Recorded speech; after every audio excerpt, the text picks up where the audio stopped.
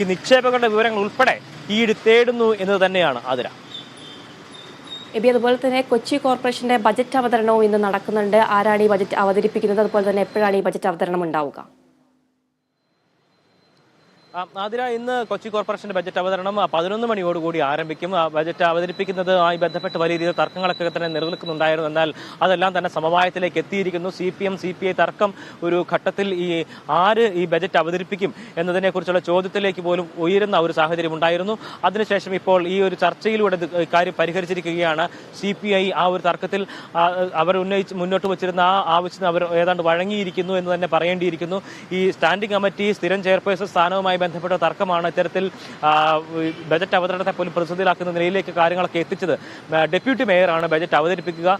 അത് കഴിഞ്ഞ മുൻ വർഷങ്ങളെല്ലാം തന്നെ ഇതൊരു ഒരു പതിവ് തന്നെയാണ് നിലനിൽക്കുന്നത്.